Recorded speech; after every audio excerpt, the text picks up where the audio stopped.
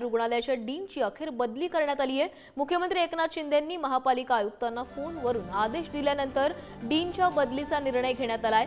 हॉस्पिटलच्या परिसरात लैंगिक छळ केल्याचा तक्रार काही एमबीबीएस डॉक्टरांनी केली होती, त्यानंतर डीनच्या बदलीचा निर्णय घेण्यात आलाय।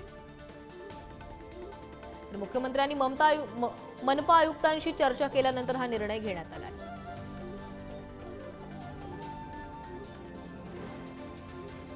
तिथला तो डॉक्टर आहे का कोण आहे ह्याच्यात पडायचंच नाही, कारण का सगळे डॉक्टर वाईट नसतात। त्यामुळे आपण डॉक्टर का म्हणावं, आपण व्यक्ती म्हणू।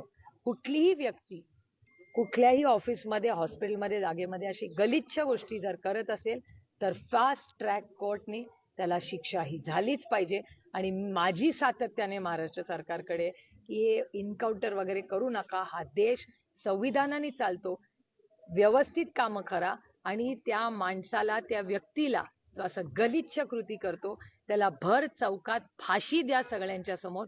त्याच्याशिवाय हा प्रश्न एक आणि वर्दीचा धाक तर बसला पाहिजे, वर्दीचा धाकच राहिला नाहीये कुणाला या देशात, हे दुर्दैव आहे।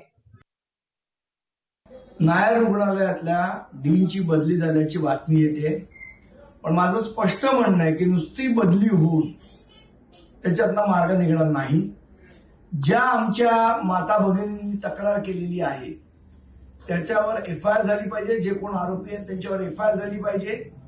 त्याचप्रमाणे या ज्या बहिणी आहेत आमच्या, त्यांच्यासाठी सुरक्षित वातावरण होण्यासाठी एका उच्च पदस्थ महिला अधिकाऱ्याकडनं या संपूर्ण प्रकरणाची चौकशी झाली पाहिजे आणि जे दोषी असतील त्यांच्यावर कडकात कडक कारवाई झाली पाहिजे, ही आमची मागणी आहे। तर नायर रुग्णालयामध्ये नेमकं काय घडलेलं पाहूयात। सहाय्यक प्राध्यापक डॉक्टर विरोधात विनयभंगाची तक्रार करण्यात आली आहे। एका विद्यार्थिनीनं पुढे आल्यानंतर आणखी 10 तक्रारी दाखल झाल्या। विद्यार्थिनींच्या तक्रारीनंतर तपास सुरू करण्यात आलाय। तपासादरम्यानच पालिकेकडून सहाय्यक प्राध्यापक डॉक्टरांचं निलंबन करण्यात आलंय। निलंबनाऐवजी बदली करण्याची विद्यार्थिनींची मागणी आहे। मुख्यमंत्री शिंदेंकडून प्रकरणाची दखल घेण्यात आलेली आहे आणि त्यानंतर बदलीचे आदेश देण्यात आले। मुख्यमंत्र्यांच्या आदेशानंतर नायर रुग्णालयाच्या डीनची बदली करण्यात आली आहे।